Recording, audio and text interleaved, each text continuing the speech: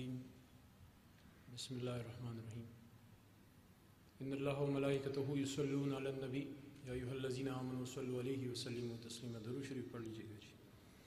اللہم صل وسلم وبارک علی سیدنا محمد رسول اللہ صلی اللہ علیہ وآلہ وسلم۔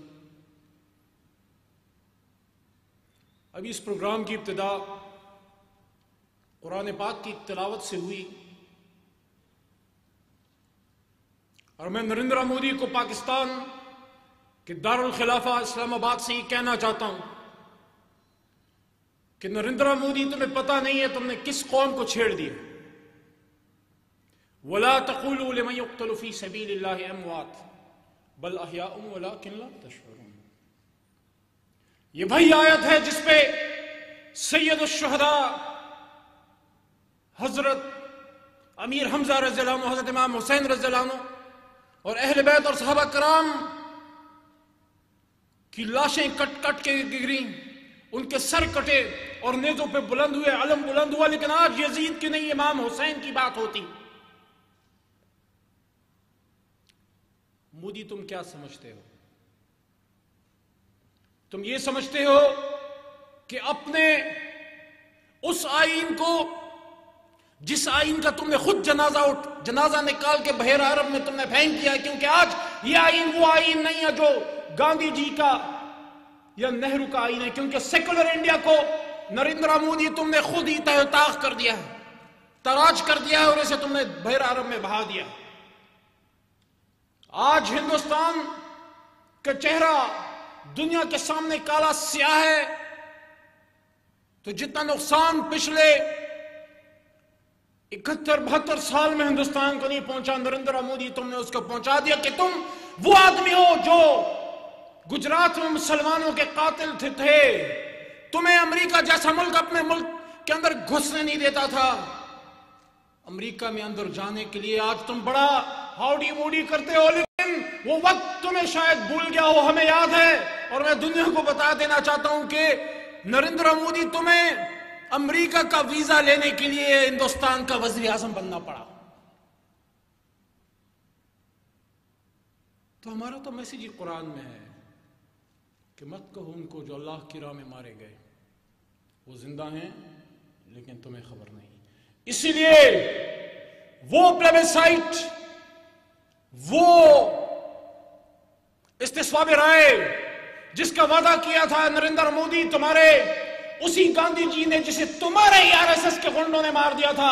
یہ دنیا کا عجیب ملک ہے جس کے بانی کو اسی ملک کی اس سیاسی جماعت کے غنڈوں نے مارا جس کا آج ایک غنڈہ وزیر اعظم ہے۔ گاندھی کو کس نے مارا تھا؟ کیا RSS کا ہولیگن نہیں تھا؟ تو نریندر مودی، میں تمہیں یہ کہنا چاہتا ہوں کہ تم یہ سمجھتے ہو کہ اپنے آئین کی کچھ شقیں بدل کے تم کشمیریوں کے جذبہ حریت کو تم پامال کر سکتے ہو، تو وہ پلیبیسائٹ جو دنیا نے نہیں کیا، جو اقوام متحدہ نے نہیں کیا، جس نے ڈھونگ رچایا، جو اقوام عالم میں آج ہیومن رائٹس کا ایک ڈھونگ ہے، ڈھونگ، کیونکہ آج سے بہت سال پہلے علامہ اقبال نے فرما دیا تھا کہ تقدیر کے قاضی کا یہ فتویٰ ہے ازل سے، تقدیر کے قاضی کا یہ فتویٰ ہے ازل سے، ہے جرم ضعیفی کی سزا مرگ مفاجات۔ دنیا اسی قوم کی بات سنتی ہے جس کو اپنی بات سنانے کی اس میں طاقت ہو۔ تو دنیا نے تو فیل کیا، میرے کشمیری ماں اور ان کے بچوں نے وہ پلیبیسائٹ خود کر دیا۔ وہ برہان وانی جب پاکستان کے جھنڈے میں لپٹتا ہے اور قبر کے اندر اس کا جسد خاکی جب اندر دفن ہوتا ہے، وہ پاکستان کا جھنڈا بیلٹ پیپر ہے اور وہ قبر کا لحد جو ہے وہ بیلٹ باکس ہے جس میں کبھی کسی کشمیری نے اپنا پرچہ ڈالنا تھا پاکستان کے لیے۔ آج جب 80 سالہ علی گیلانی، 80 سالہ بزرگ صرف اپنے ذہن میں اپنے بزرگوں کو لائیں، میرے دادا 95 سال کی عمر میں فوت ہوئے، ان لوگوں میں سے ہیں جنہوں نے پاکستان بنایا، قائد کے ساتھ ایک خادم کی طرح یا ایک کارکن کی طرح کام کرتے رہے۔ انہوں مجھے کہتے تھے کہ پاکستان ہم نے بڑی مشکل سے بنایا. سن 95 میں پیر محمد صاحب کی ڈیتھ ہوئی, آل انڈیا مسلم لیگر تھے, وہ کہتے ہیں بڑی مشکل سے ہم نے یہ پاکستان بنایا, اللہ اس کو ہماری زندگی میں کچھ نہ کرے. میں ان جیسے بہت سے بزرگوں کو کہنا چاہتا ہوں کہ آج 80 سال کے بزرگ علی گیلانی جیسے وہاں ہندوستان, یہاں بات کرنا بڑی آسان ہے, میں جو یہاں پہ بات کر رہا ہوں گرج کے, یہ بات وہاں ہندوستانی ٹینکوں کے سامنے کرنے کے لیے ایک شیر کا ذکر چاہیے. جب وہ کہتا ہے کہ ہم پاکستانی ہیں اور پاکستان ہمارا ہے, تو پھر ہمارے پاس کوئی چارہ نہیں رہ جاتا کہ ہر طرف سے یہ آواز اٹھے کہ کشمیر بنے گا, کشمیر بنے گا, کشمیر بنے گا. اور قرآن کیا کہتا ہے؟ وَقَاتِلُوا فِي سَبِيلِ اللَّهِ الَّذِينَ يُقَاتِلُونَكُمْ وَلَا تَعْتَدُوا إِنَّ اللَّهَ لَا يُحِبُّ الْمُعْتَدِينَ. اور لڑو ان سے جو تم سے لڑتے ہیں اللہ کی راہ میں, لیکن زیادتی پھر بھی نہ کرنا, کیونکہ اللہ زیادتی کرنے والوں کو پسند نہیں کرتا. صرف اس قاتل اعظم کے لیے اتنا ہی کہنا کافی ہے کہ اس وقت وہ 313 تھے.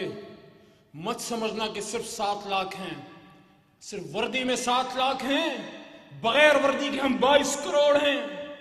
اور ہر ایک کی تمنا ہے کہ اگر رسول پاک صلی اللہ علیہ وسلم کے جگر گوشوں اور نواسوں کا ان کا سر کٹ سکتا ہے تو کیا علی محمد کا سر اس سے قیمتی ہے؟ ہم تو اس دن کے انتظار میں ہیں کہ کب وہ موقع ملے, لیکن ہم ایک ریسپانسبل نیوکلیئر اسٹیٹ ہیں. ہر پاکستانی کا دل مچل رہا ہے کہ کب وہ دن آئے گا, کہ کب وہ دن آئے گا کہ مودی کا سر ہوگا اور ہمارا پیر. اور میں جب یہ بات کرتا ہوں یہاں سے, شکر الحمدللہ آج اسلام آباد کی روڈوں سے وہ صدائیں بلند ہو رہی ہیں. سری نگر ہائی وے کا مطلب کیا ہے؟ یہ صرف نام کی تبدیلی نہیں, یہ ایک میسج ہے, اقوام عالم کو میسج ہے کہ اگر تم نے اپنا قبلہ درست نہ کیا, اور ایک ایسا علاقہ جس کی چاروں طرف 4 نیوکلیر پاورز ہیں, روس ہے, چین ہے, پاکستان ہے, اور دہشت گردوں کا ملک ہندوستان ہے, اگر اس نیوکلیر فلیش پوائنٹ کو تم لوگوں نے ایڈریس نہ کیا تو وہ وقت قریب ہے کہ پھر کشمیری جو وہاں سے سیلف انڈیجنس اپنی آزادی کی جنگ لڑ رہے ہیں, جو ان کو ایک رائٹ ہے, جو سن 1980-82 میں جو یونائٹڈ نیشنز کی ریزولوشن ہے جس نے ایکنالج کیا کہ جس کے ملک میں کوئی اوپر سے غاصب آتا ہے, کوئی دہشت گرد آتا ہے, اس کو قبضے میں کرتا ہے, اس ملک کے لوگوں کو حق حاصل ہے کہ وہ اپنے دفاع میں بندوق اٹھائیں. برہان مظفر وانی کوئی دہشت گرد نہیں تھا, وہ مجاہد تھا, وہ وہی مجاہد تھا جو کبھی امریکہ کے فور فادرز ہوا کرتے تھے. تو اس لیے میں اکثر ٹرمپ کو کہتا ہوں کہ mister Donald Trump, consider these freedom fighters like Burhan Muzaffar Wani, they are equivalent to your forefathers who fought for the independence of United States of America. If you acknowledge them as freedom fighters, we Pakistanis and the Kashmiri nation acknowledge Burhan Muzaffar Wani and thousands of young lads like him as freedom fighters, which is their inherent right. تو اس دن سے ڈرو نریندر مودی کہ تم کشمیر کو غاصبانہ قبضہ کرتے کرتے.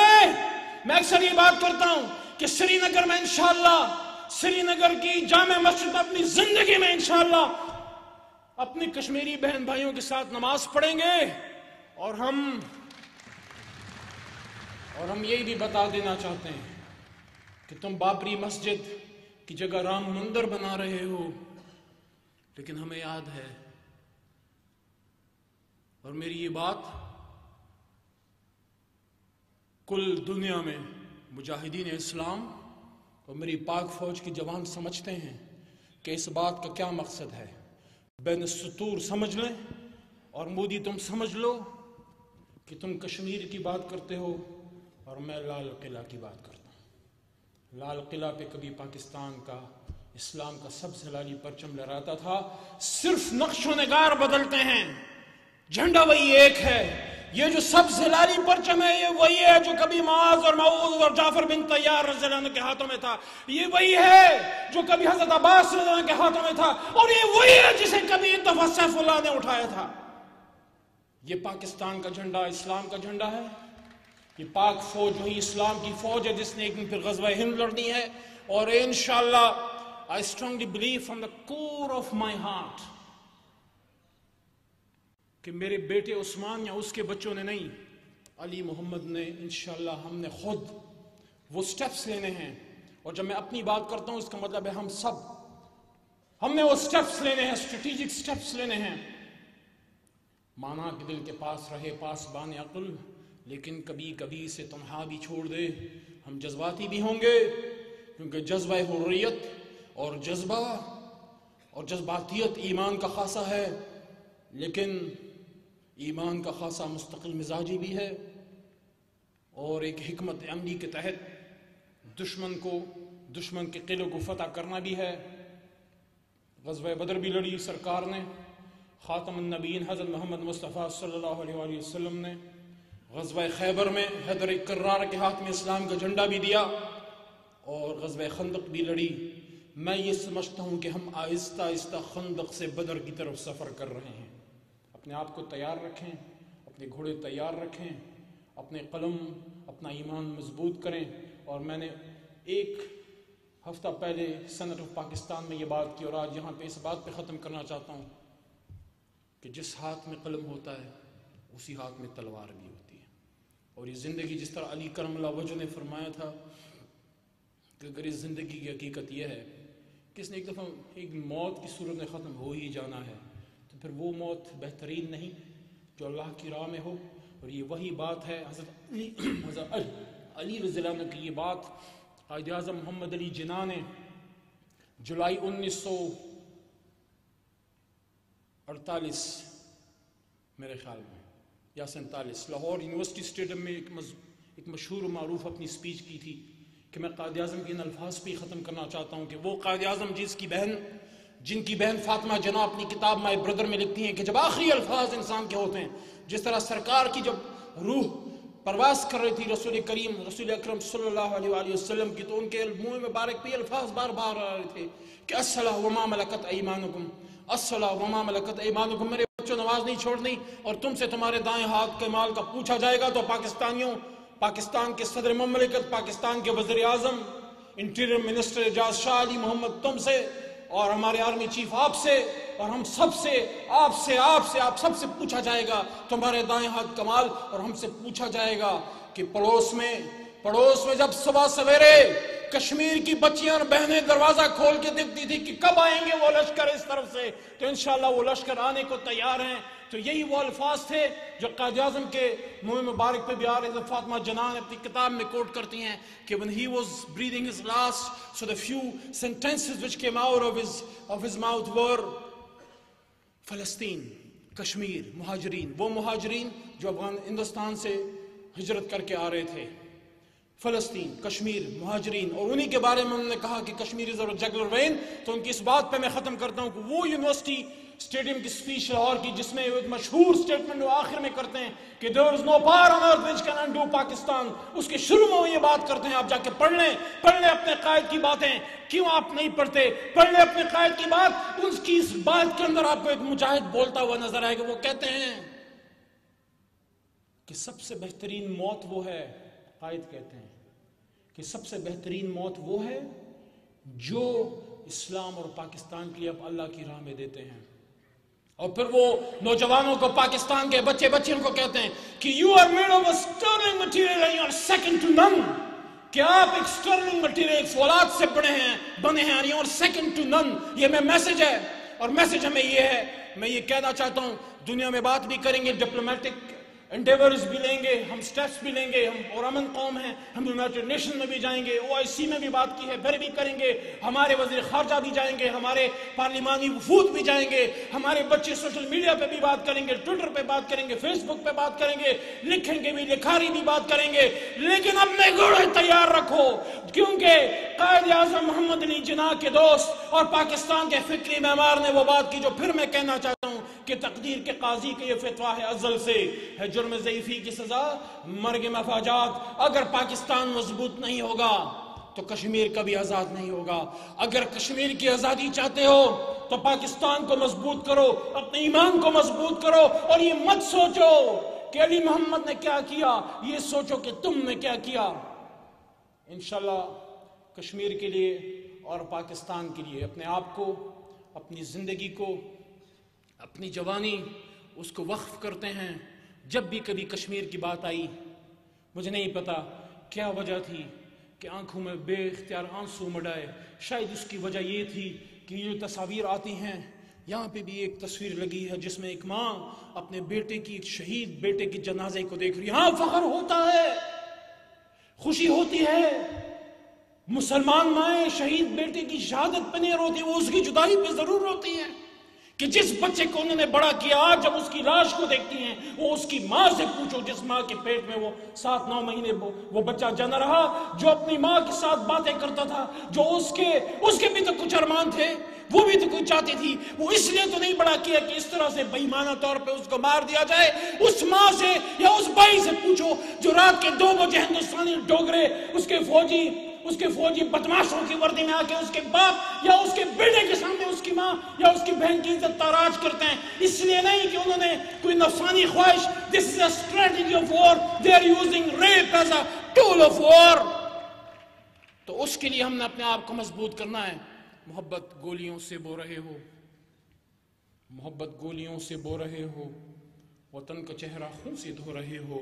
نریندر مودی، گما تم کو کہ رستہ کٹ رہا ہے، یقین مجھ کو کہ منزل کھو رہے ہو. انشاءاللہ ہم نے مایوس نہیں ہونا. میں تو اس دن کے انتظار میں ہوں. یہ ریاست کا عہدہ آپ کو بہت سی باتیں کہنے سے پابند کرتا ہے، ورنہ پوزیشن میں ہم بڑی باتیں کرتے تھے. کچھ ذمہ داری کا احساس ہے. بس اتنا کہنا چاہتا ہوں کہ وہ وقت اللہ جلد لائے کہ کشمیر آزاد ہو. اور یہ بھی اپنی ایک تمنا ہے کہ وہ وقت کب آئے گا کہ یہ قلم یہاں پہ واپس رکھ کے پاکستانی وا فیکٹری کی جیتری کندھے پہ ہو اور دشمن کا سر ہو اور ہمارا نشان. پاکستان، کشمیر بنے گا. یقین ہے؟ یقین ہے نا؟ تو پھر دل سے بولو کشمیر بنے گا.